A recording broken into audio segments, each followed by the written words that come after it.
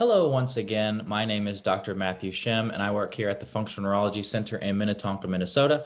And this video is part of our Dizziness and TBI mini-series. And earlier, I talked to you about the central vestibular system.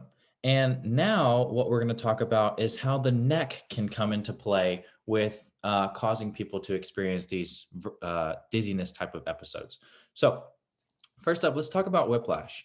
And a lot of uh, a lot a lot of times with brain injuries and specifically in concussions is that these injuries, since the brain is sitting above this very mobile structure of our neck, whenever I hit my head, you can obviously get brain damage or trauma to the brain. But what happens a lot of times too is people end up damaging their neck or whiplashing their neck, and that can damage the muscles and that can damage the joints and things like that. And why that's important is, like we talked about in the first session, and if you haven't watched that yet, I highly encourage you to do that, where we kind of talk about this more in a broad sense of view. But all these muscles are supplying information to the brain to say, this is where I believe my head to be, or my neck to be on my head, or my head to be on my neck.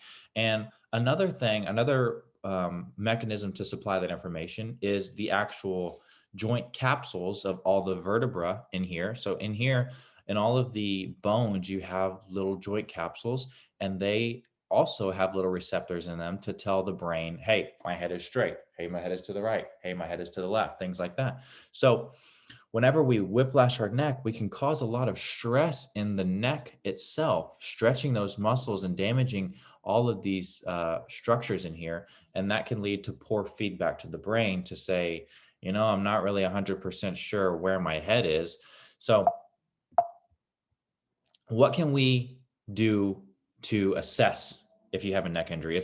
It's quite difficult at some times, and especially for a new practitioner, where most people are aware of vestibular type dizziness, and it's quite difficult, or it can be quite difficult to differentiate the two, because I can't really move my neck, or if I move my neck, I'm getting information from my ear. I'm getting information from my inner ear. So if I move my head to the right, obviously I'm getting information from my neck, but I'm also getting information from my ear. So things that we do is, this is an example of the smooth pursuit neck torsion test. And basically what that is you're sitting here, your head stays stable, and I turn your body underneath your head and work just information from the neck. So what we can do to assess if somebody has a neck injury of some sort that is supplying their brain with poor feedback and giving them poor information of where they're at in space and leading them to have dizziness, is we can do different eye testing with your neck in different positions. We can assess the rigidity or spasticity or tightness of your neck in general, because let's say that if I damage, here's another differential, is if I damage my inner ear, I have to get the information from somewhere else, right? And those two systems are my neck and my eyes. So whenever somebody damages their inner ear, it can cause them to get their neck can get really, really tight, which causes a lot of headaches. Or, for example, I saw a lady a couple of weeks ago, and she hit her head and damaged one of her inner ears, or that pathway. And now she is visually motion sensitive. So she's so reliant on her vision to know where she's at. And she works at a bottle factory. And so every time that these bottles are flying by on conveyor belts, or even whenever she's sitting in the car, she's seeing all of these cars and things move by, and it's too much motion for her brain to process, and she gets really, really dizzy. So just a little side note, but things that we can do. Well, basically turn the body under the head, and then turn the head with the body, and try to differentiate things like that by putting the neck in compromising positions, or just stretching it in different ways. So what do we do at the Functional Neurology Center to treat these kind of things?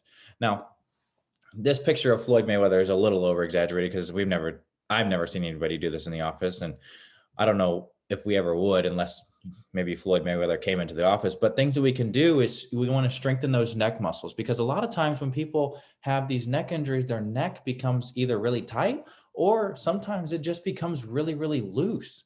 And if my muscles are really, really loose and flaccid, basically, then I'm not getting as much information from my neck in general. And here's why.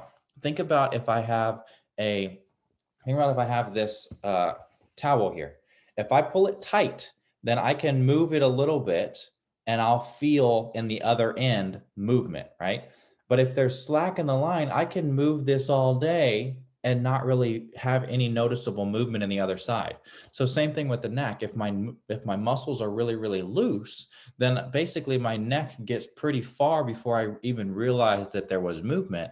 And that can become a dangerous situation or cause you to be dizzy. So what we can do is help strengthen the neck with different exercises where we'll put a ball against the wall and just kind of have like isometric exercises, or just lay on your back and pack your chin, lift it up and just kind of hold it against gravity and work those muscles and make them a little bit stronger. Another really cool one is we have this virtual reality unit where we can basically put these goggles on you and put you in a virtual reality environment, and we can do different things with your head. So for example, here's one where we can put you in a warehouse and there's bugs all flying around, and your head is a little target and you have to move your neck around and hold it around the little bug. And whenever you hold it around there for like a second or two, then the bug disappears or like pops, and you just kind of work through that motion. Or there's other ones where we can put you out in space and there's a planet that like traces a little line around, and you have to use your head to follow that planet as it moves around. Or something else that I have been really enjoying lately with neck injuries is this product that we use a lot called motion guidance. And basically what this is a laser on your head, and there's a chart on the wall that we can use to that you can point your laser at and just follow it around, and just try to keep your head laser inside of the target. But something else really cool is I can put a dot on the wall, and you put your laser there, hold your laser on that target and memorize that location, close your eyes, I'll turn your head one way or the other, and then you have to come back and put your head where you believe center was. And that's really cool at remapping where you think straight ahead is and where the feedback from your neck thinks that center is. But again, with that, we're kind of getting that inner ear input. So a way to step it up is, I've been doing this a lot lately as well, is where we'll put that head laser on someone's head, and they'll shine their laser across the room at a little dot on the wall. And we'll just work on, you have to rotate your body and underneath your head while keeping your laser straight ahead on that little circle. And it's a lot harder than you would imagine to try to keep your head still while moving your body. And you'll notice that a lot of times people can turn their body a lot more in one direction than they can the other. For example, somebody will turn it all the way this way one way, and then kind of like just this much this way.